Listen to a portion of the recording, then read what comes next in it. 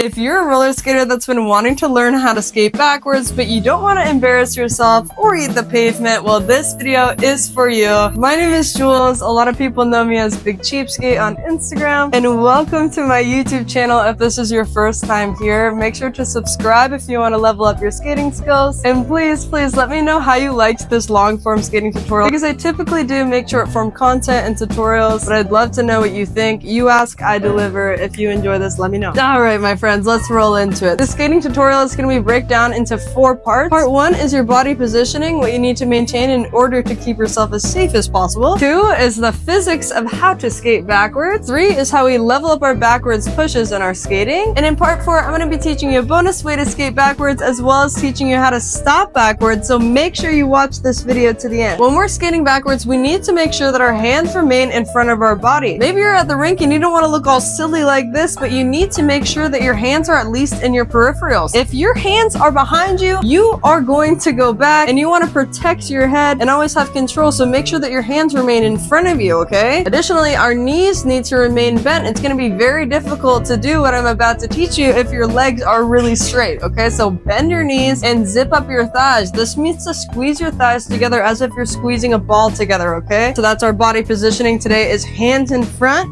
We're going to keep our knees bent the whole time, and try to keep your gaze at the wall ahead of you. Avoid looking at the ground. If we look at the ground, I'm gonna go to the ground. Part 2, the physics of backwards skating is our toes must remain inwards. Anytime we push when we're going backwards, it's from this toes inwards position. This is the opposite from when we're skating forwards. When we skate forwards, our toes are faced out. This is because skating is the art of going side to side. If we were to try to move forwards to backwards, we wouldn't go anywhere. So if you ever feel at any part in this video you're unable to go backwards, turn your toes to face even more inwards. We're going to begin with our hands in front of our body and our toes completely facing one another. I'm going to zip up my thighs and bend my knees, keep my hands in front of my body, and I'm going to pick up my favorite skate and stomp it down. And then I'm going to pick up my other skate and stomp that one down. And we're going to keep marching one skate after the other to propel ourselves backward. If you feel like you're not really getting speed, but you're lifting your skate, that's because you need to turn your toes inwards even more. If these marching steps feel comfortable for you,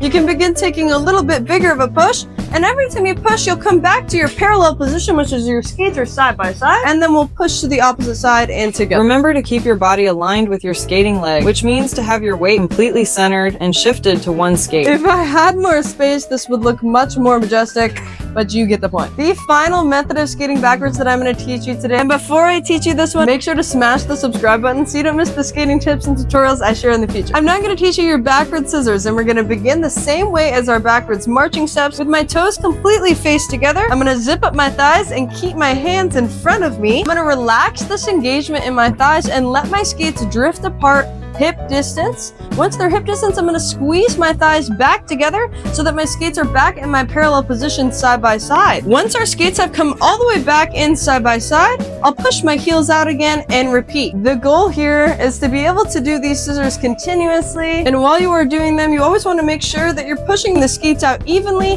and bringing them in evenly from one another, so that they're always separating equal distance and coming back in to be side by side. I'm now going to teach you the easiest and most efficient way, in my opinion, to stop backwards on your roller skate. We're going to begin in our marching steps and then come into our parallel position, so skate side by side.